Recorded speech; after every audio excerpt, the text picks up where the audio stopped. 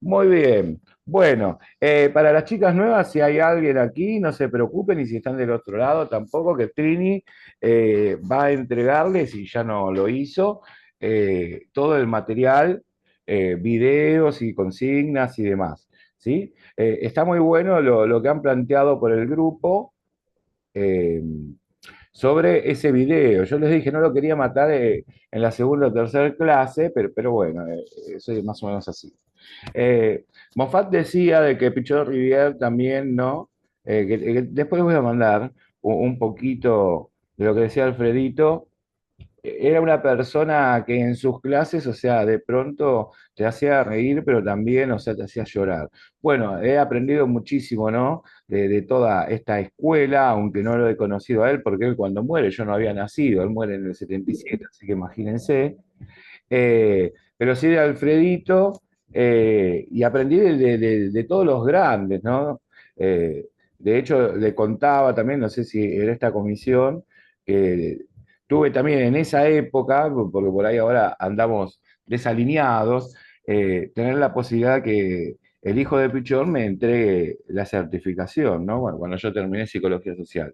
Pero siempre fui llamado como el pichoncito, pero porque era como un mecanismo de sublevación para cualquier estado, sobre todo para lo que era lo como ustedes vieron en ese video del Hospital de Romero, ¿sí?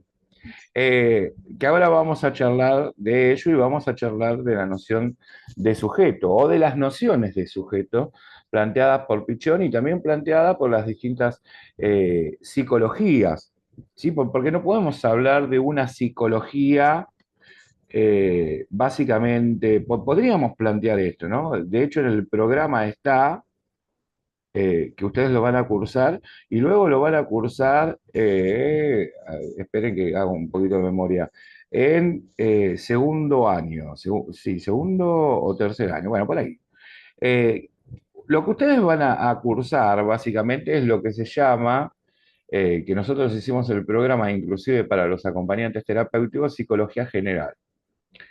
Ahora, la psicología general, en realidad, cuando decimos general, es como darle una visión general a todo, ¿sí? Para que ustedes me entiendan. Pero dentro de esa psicología general hay muchas ramas de la psicología, ¿no? Y nosotros somos muy complejos en este sentido, ¿sí? A ver, hay chicas que no pueden ingresar a la clase. Ah, por el internet. Bueno, por el internet es. Esto siempre es sencillo. O sea, ustedes aquí entran, cuando se cortan, entran de nuevo bajo el mismo link, ¿sí? A veces si no pueden ingresar es porque es un problema del otro, no por un problema del link, porque ese no cambia, ¿sí? Entonces decía, como somos tan complejos en la formación teórica, deben de comprender que la psicología general, ¿sí? Estamos hablando de más de 6 7 ramas de la psicología, ¿sí? Por ejemplo, la primera psicología, que es la experimental, ¿sí? Con todo un método empírico, observable. La segunda psicología, que ya tiene que ver con una teoría psicológica, que no es una psicología en sí, que después es la que ustedes conocen o más conocen, que es la teoría psicoanalítica, ¿sí? Ese modelo de teoría psicoanalítica de la asociación libre, pero en realidad, fíjense, que inclusive en las universidades se llama teoría psicoanalítica, porque es muy difícil demostrar la práctica, ¿sí? Luego, la psicología conductista, o sea, el conductismo, lo que ustedes deben conocer, que tiene que ver con los estímulos y la respuesta. Luego van a conocer también la psicología gestáltica. Para nosotros es muy importante porque es la madre, digamos, de todo lo que es, podríamos decir, dentro de la grupalidad, el psicodrama. También es madre, digamos, de todo lo que nosotros ponemos como las terapias alternativas, ¿sí? Por ejemplo, acompañamiento en el duelo, técnicas, estrategias, inclusive de sugestiones o en sueños dirigidos. También la utilizamos mucho en sistemas aumentativos alternativos de comunicación, como por ejemplo todos los esquemas y estructuras pictográficas que trabajamos con TES. Para ustedes por ahí, si no lo conocen como trastorno emocional severo, sería TEA, ¿sí? Y que hemos trabajado en TGD como trastorno general de desarrollo, ¿sí? O generalizado. Y en Asperger, ¿sí? Aunque en Asperger de otra manera, y también en otras discapacidades como sensoriales e inclusive motriz, es decir, todo lo pictograma y discapacidad intelectual. Luego, de ahí, voy haciendo como un resumen. La teoría psicoanalítica comienza a tener, digamos, una resignificación, que es lo que nosotros hacemos, lo que yo personalmente hago, a partir de un método de observación, investigación, ¿sí? Que es de alguna manera una relectura de todos aquellos autores que para nosotros son padres, fundadores, como Freud, pero que en esta época no podemos seguir paralelamente, digamos, todos los universales planteados. De hecho, muchos son obstáculos epistemológicos, porque era de una época, qué sé yo, Freud, patriarcal, en donde, por ejemplo, la homosexualidad era una enfermedad, ¿no? O un complejo de Edipo que era totalmente tardío, o sea que al pibe hasta los 6 años no le podías decir nada, totalmente cronológico. Él nunca habla de la adolescencia, siempre habla de la pubertad. Nosotros hablamos de la adolescencia antes de la pubertad. Un poquitito de datos como para que conozcan por qué se resignifican las teorías, porque lógicamente no podemos trabajar con un psicoanálisis de 1900, ¿sí? O sea, los tiempos de hoy nos demandan, ¿sí? Nuevas intervenciones y en esas intervenciones debemos hacer intervenciones que sean más eficaces, ¿no? Para poder llegar a la gente, que es lo que muchos no pueden aún llegar a comprender. Ustedes saben que aquí, sobre todo en Argentina, salvo algunas universidades privadas, ¿sí? Eh, podríamos decir que cuando uno estudia psicología, pero sale o psicoanalista freudiano, en el mejor de los casos, porque es ese el que te puede decir, bueno, y a vos qué te parece? O lacanianos, que como escuchan los silencios no te dicen, prosiga. No, entonces vos te quedás esperando así, te da una mano, te da un significante para que ponga otro, ¿no? Y nada. Pero bueno, es esto, ¿no? Y después, bueno, en universidades privadas, como, qué sé yo, Terrier, Universitas, Católica y demás, pueden salir cognitivos conductuales, ¿no? Pero esas son las orientaciones. No hay otras orientaciones aquí. Por ahí en privadas puede ser, pero bueno, después viene todo ese tema. Pero Argentina ha tomado el modelo psicoanalítico como fundamental. Nosotros también, ¿sí? Porque ustedes también van a tener una formación muy precisa de psicoanálisis, pero también para poder deconstruir el psicoanálisis de esa época. Entonces decía, Lacan es una de las personas y personajes más importantes del psicoanálisis, que en realidad ustedes aprendan un poquito de mis frustraciones y fracasos. No lo vean como psicoanalista. Siempre traten de observarlo y escuchar como si fuera un semiótico, desde la gramática e inclusive desde la matemática, porque si no, no van a comprender porque él siempre se maneja hablando no en principios de realidades, sino en principios simbólicos. Por eso utiliza letras, ¿sí? De hecho, fórmulas matemáticas y físicas, ¿sí? Y mucha semiótica. Pero bueno, hace una relectura de Freud y hace una resignificación, diríamos hoy, ¿no? Muy importante, pero muy importante. Melanie Klein, ¿sí? Junto con Anna Freud, la hija de Freud, traen un psicoanálisis, bueno, llevan un psicoanálisis a Occidente, eh, distintamente de lo que Freud planteaba, que es un psicoanálisis con niños. ¿Sí? Niños, en esa época niños, bueno, niños y niñas de las infancias, podemos decir, donde Freud decía, no, esto es imposible, entonces Melanie Klein dice, bueno, y Ana Freud también, no, sí se puede trabajar a partir de lo lúdico, a partir también del simbolismo que Lacan pone, ¿no? Ya él trabajando en psicopatologías, pero bueno, nosotros tomamos mucho de Melanie Klein. De hecho, la primera mujer, podríamos decir, como esposa de Pichon Rivière, seguramente ustedes la habrán escuchado, y si no, bueno, se las presento, Almina Alberasturi, que escribió mucho sobre los duelos adolescentes, o sea, toda la teoría que tal vez vieron ustedes, rozaron ahí, por salud y adolescencia, ¿se acuerdan en el secundario hace tanto tiempo? Bueno, ven como el secundario era una educación bancaria, estaban nomás para pasar de banco y pasar de año. Nosotros también vamos a trabajar matemática aquí. Así que prepárense. Y física y química. Bueno, no tan así, ¿no? Eh, pero bueno, Albert Asturi es quien dice de los duelos adolescentes, ¿no? Que se pierde en la adolescencia, la muerte de los padres, ¿no? Simbólicamente hablando. Después nosotros también hacemos una resignificación. Eh, Pichón, así como, bueno, también ha sido mi vida, sin encontrar paralelismo ni analogías, pero bueno, son coincidencias. También ha pasado por muchas pérdidas, él ha vivido en la tristeza, ¿no? La hizo carne. De hecho, esta frase, el que se entrega a la tristeza pierde la plenitud de la vida, ¿no? Y en esa época, ya cuando él plantea, sale de la APA, o sea, de la Asociación del Psicoanálisis Argentino, quien trae el psicoanálisis es Pichón a la Argentina.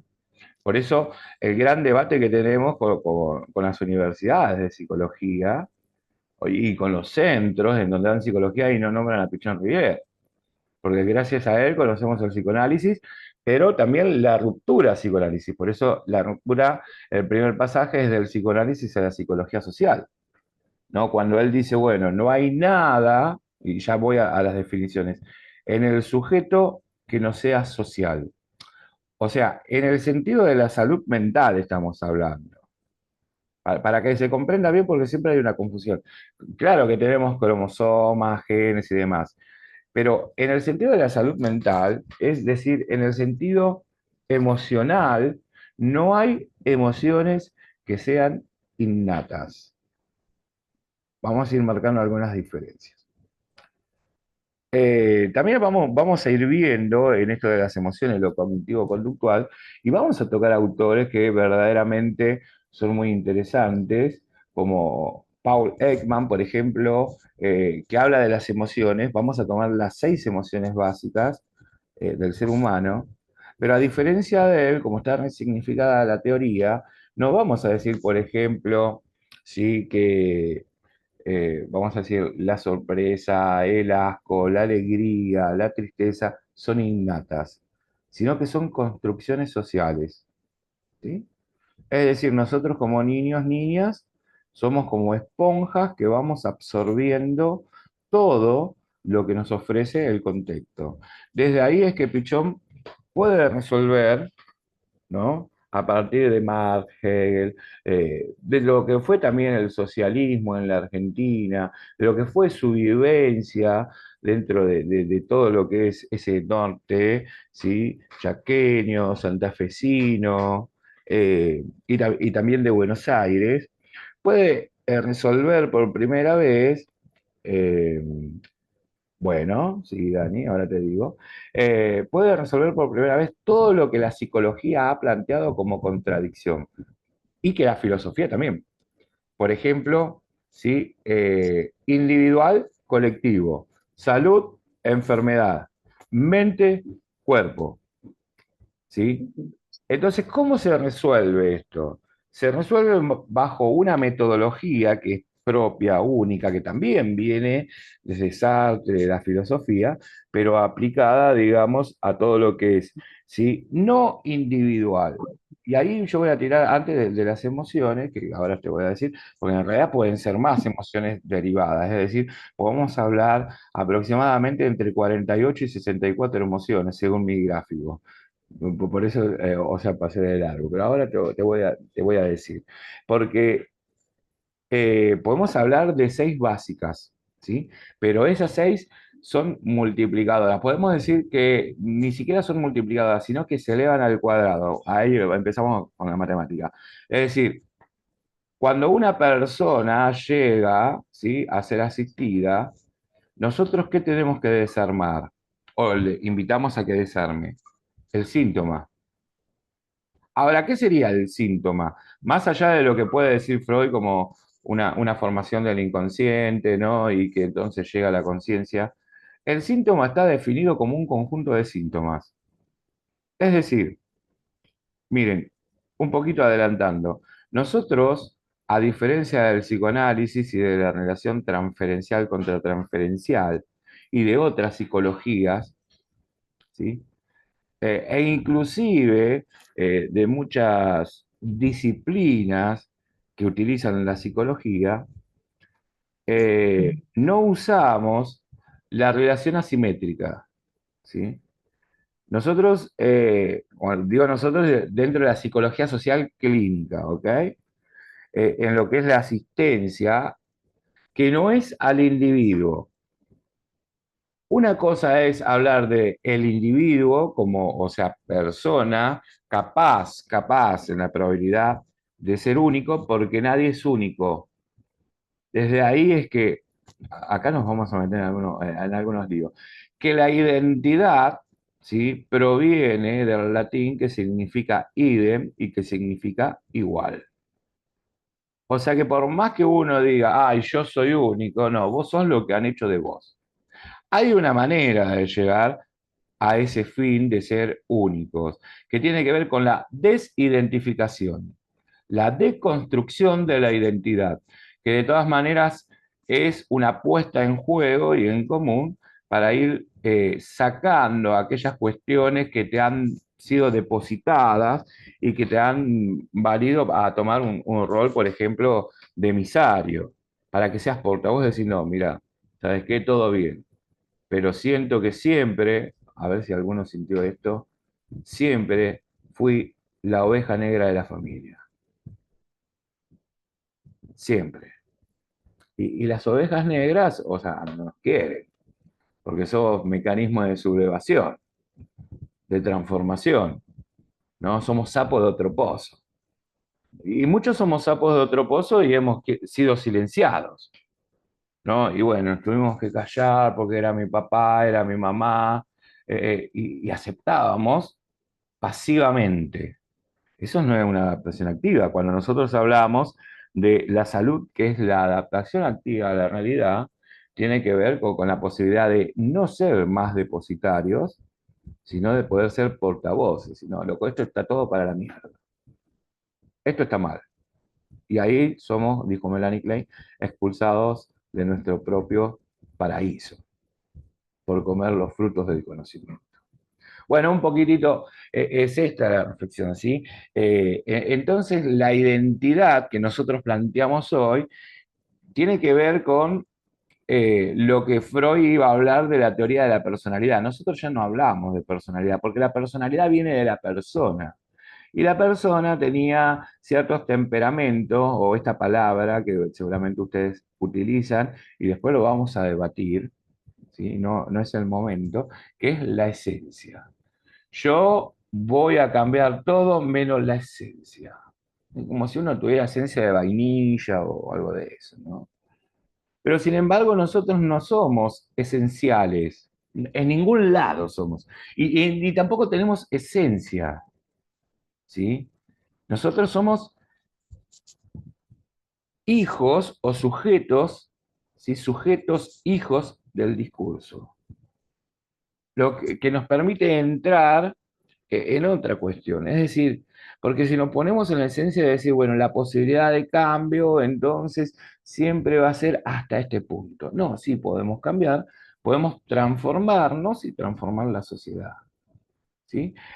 Es cierto que puede haber algunas cuestiones que no vamos a cambiar, pero sí las vamos a poner con nuestra metodología dialéctica y crítica, ¿sí? En tela de juicio, que es la crítica de la vida cotidiana que más adelante ustedes van a ver. Bueno, antes de que me vaya, emociones básicas que me pedía nuestras compañeras, tienen que ver entonces con... Ahora, para salir un poquito, ahora volvemos, en la segunda parte volvemos con el tema del video y lo que yo estuve leyendo, que yo los dejo participar, por ahí los veo, porque ese grupo es de ustedes, por ahí a veces me meto cuando los grupos estallan. Pero si no está bueno, ¿no? Que ustedes puedan debatir. De eso se trata la libertad, que cada uno diga con respeto y con libertad, pero siempre respetando al otro, ¿no? Y ahí uno también va analizando los centros de poder. Bueno, y es así. Uno sabe analizar o cree que sabe o tiene el supuesto saber de poder ir analizando los discursos. Y hay discursos, no en el caso de este grupo, ¿no? Pero si ustedes ven tercero, todos los grupos, le dije la vez pasada, con la familia son caóticas. no esperen tener un grupo lleno de armonía, equilibrio, porque si no, o sea, tendríamos que ir a buscar en otro lado.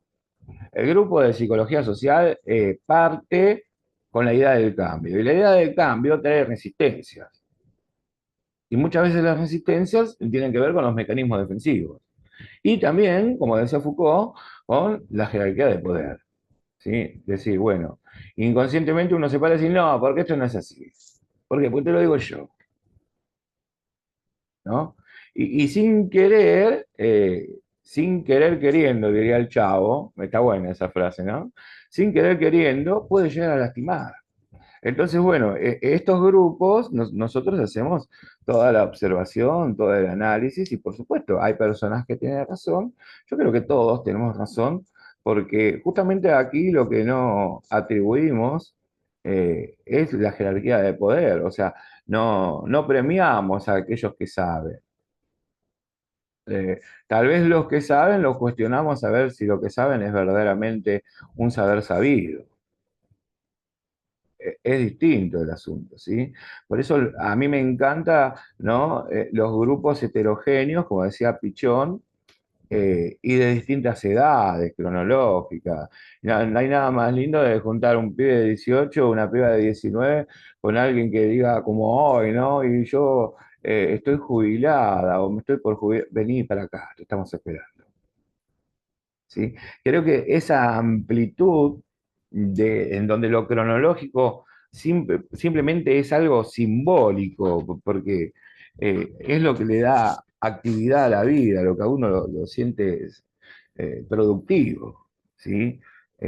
Claro que no todos tenemos 18 años con esa energía, pero hay veces que tenemos más energía que aquellos que tienen 18, ¿no? Entonces, bueno, es el compartir, a mí me parece bárbaro. Vamos un poquito a lo que me pedían, el tema de las emociones.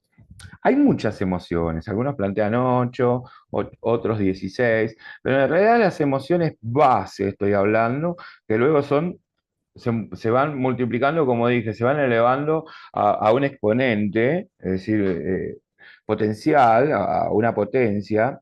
Entonces, cuando el asistido llega, o los grupos llegan, en realidad vos tenés que desarmar esa emoción que es significante, como emergente, estoy usando algunas palabras muy propias de la psicología social y psicoanálisis, para ver qué se esconde detrás. Es decir, nosotros no tenemos la verdad, ¿no? Como yo le dije en alguna oportunidad, muchos de los asistidos vienen a decirme, dígame qué tengo. Digo, no sé qué tenés, si lo que tenés es tuyo. No se lo decimos directamente, pero le decimos, no sé, contame vos qué tenés. Si yo no te conozco, déjame que te conozca, confía en mí, tener la seguridad para abrir la puerta y déjame entrar. ¿Ven la diferencia en el psicoanálisis? Si vos no me dejás entrar, pero no quiero conocer solamente tu inconsciente, quiero conocer tu vida cotidiana.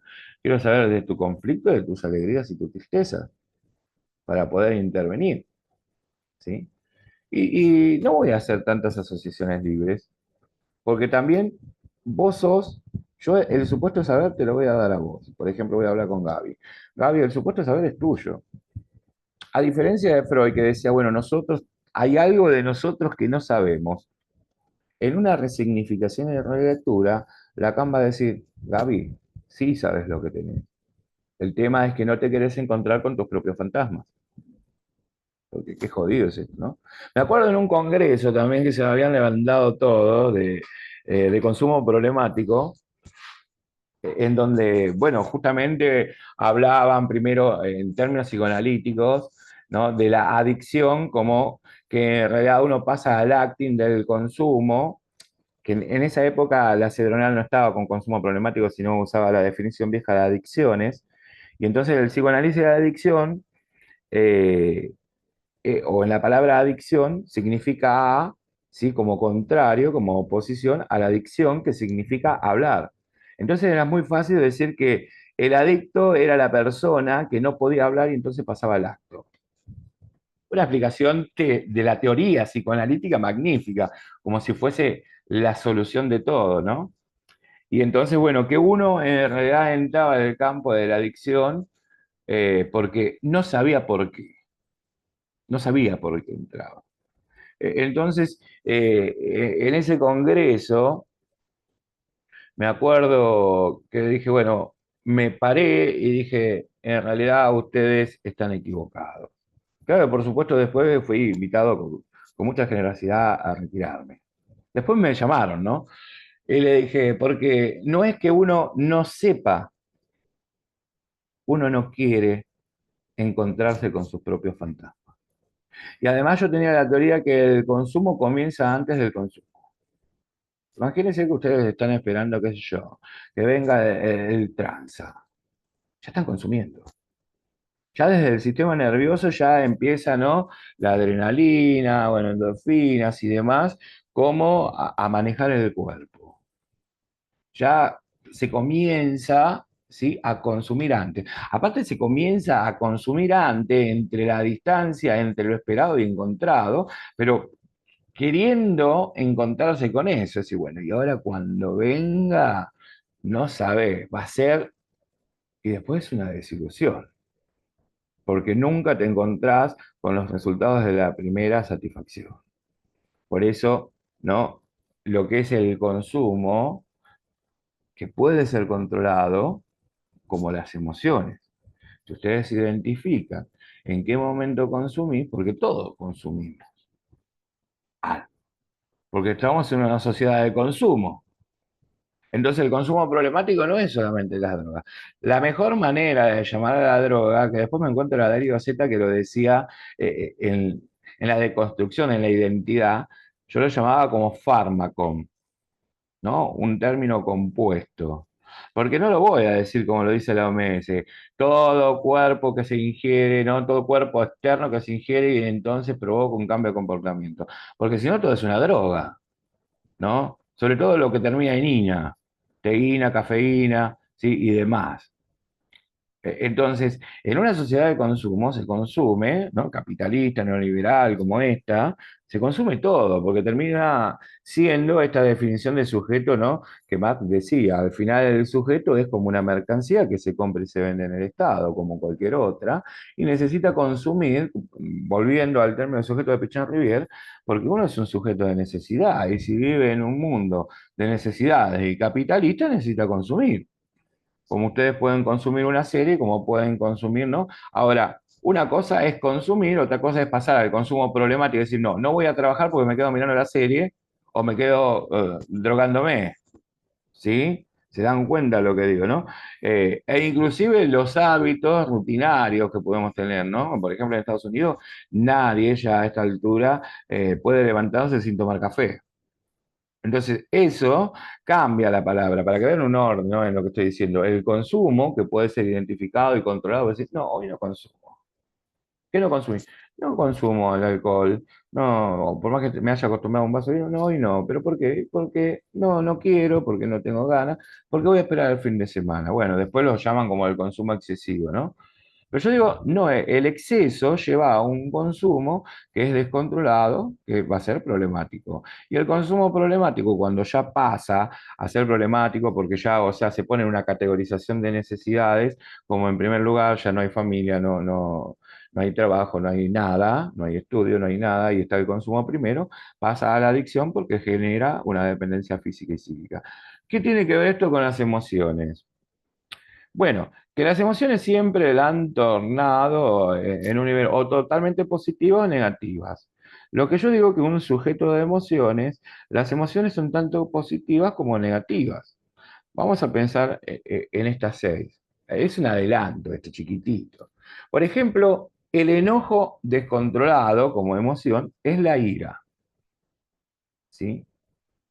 Ese enojo descontrolado. La ira es, por eso las emociones, chicos y chicas, tienen que pensarse, no es la película intensamente. Parte de la película tiene razón y parte no. Y hay una confusión con los que laburan en salud, porque tomaron la película como si fuese bíblica, ¿no? O sea, las letras, y van a meter la pata, los psicólogos se están metiendo la pata con esto. Las emociones no duran más que un minuto y medio, aquellas que son intensamente vividas. Entonces no es que tenemos una vida emocional descontrolada, tal vez tengamos una vida sentimental, porque los sentimientos sí duran mucho más. O tal vez tengamos, desde la psicología social, matrices de aprendizajes que han hecho, ¿sí?, patrones conductuales, estados de ánimo, en donde son permanentes. Y eso es otra cosa, no son emociones. Las emociones no duran más que un minuto. Piensen en discapacidad. Una emoción, por ejemplo, en autismo, es una emoción de descarga, de ira, podría ser, pero fíjense, que dije de descarga de ira, porque también ese enojo descontrolado, por ejemplo, golpearse la cabeza contra la pared, lleva, vamos a ponerlo en términos freudianos, a una pulsión de descarga. ¿Qué pasaría si no se puede descargar? Entonces ahí la emoción pasa a ser positiva. ¿Se entiende? ¿No? O movimientos estereotipados, que ya dejan de ser emocionales para pasar a ser lo que yo le dije, ¿no? Un patrón de comportamiento o conductual. Bien, me gustaría también explicarles, ya que nos metimos, no sé cómo nos metimos aquí, pero bueno, la ira entonces es una emoción, ¿sí? Que a veces la vemos, es re negativo, ¿no? Porque si, uy, loco, mirá está re descontrolado, enojado, se golpea todo. Y hay veces que lo vemos positivo, por ejemplo, bueno, sí, está bien, está relacionado con la violencia, o con la autoviolencia, con la agresión, pero ¿qué pasaría si uno no se descarga? ¿Se entiende? Porque también esa descarga va a llevar a la idea de cambio. ¿Sí? Entonces, bueno, desde aquí es interesante también plantear, ¿no? Por ejemplo, una sorpresa, la sorpresa como es una emoción, podría decir. No, no tienen un nivel, digo, la número dos, ¿no? La sorpresa. Hay sorpresas que son alegres, si se quiere. Es decir, wow, ¿no? Mirá, no me esperaba esto, ¿no? Que te venga a visitar a alguien, qué sé yo, no sé, sorpresas. Sorpresas positivas. Pero hay sorpresas que son negativas. Yo siempre me acuerdo, ¿se acuerdan ustedes por ahí para los más jóvenes? No, con esto quiere decir que tengo cierta edad, ¿no? Los chupetines sorpresas, ¿algunos se acuerdan de eso? Sí, por favor, díganme que sí, que no soy el único. Entonces, ese era el mecanismo de la frustración. Porque vos inclusive ibas al kiosco y lo tocabas, ¿no? El sobrecito, oh, mirá lo que me va a tocar. Y cuando lo abría era una porquería. Entonces, esa era una sorpresa negativa. Es decir, encontrar el topolino, claro, encontrarte con lo que vos no querías. Vos te querías encontrar otra cosa, no sé qué te querías encontrar, pero justamente no coincidía con eso, ¿no? Entonces la sorpresa también. Bueno, después ahí tienen la tristeza como emoción, que no es lo mismo la tristeza que la depresión, ¿sí? Estar triste tiene que ver con la emoción en donde la depresión, digamos, se caracteriza por tener esta emoción, pero no es una emoción, en primeramente es una emoción. Luego, cuando vos ya vivís triste, no es que estás emocionalmente inestable, sino que estás deprimido, porque ya tenés un sentimiento y un estado de ánimo, y sobre todo si estás muy triste y el sentimiento de culpa, o sea, lo tenés vos, ya no solamente estás triste, sino que estás melancólico, que es distinto de estar depresivo. El depresivo todavía se anima a decir, por tu culpa. Miren, no, voy a hacer un paralelismo con lo eclesiástico. Pero el melancólico dice, por mi culpa, por mi verdadera culpa, y se golpea. Bueno, perdón, hemos aprendido esto de lo instituido. Hemos aprendido esto, ¿no? Que los padres nos decían por tu culpa. Bueno, cuando nosotros hablamos de identidad de la deconstrucción, decimos, ¿es por mi culpa? ¿O también vos sos responsable? ¿O sos responsable de que yo sienta culpa?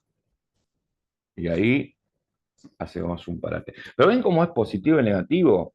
O sea, inclusive la tristeza hace encontrarse con el autoconcepto. Es decir,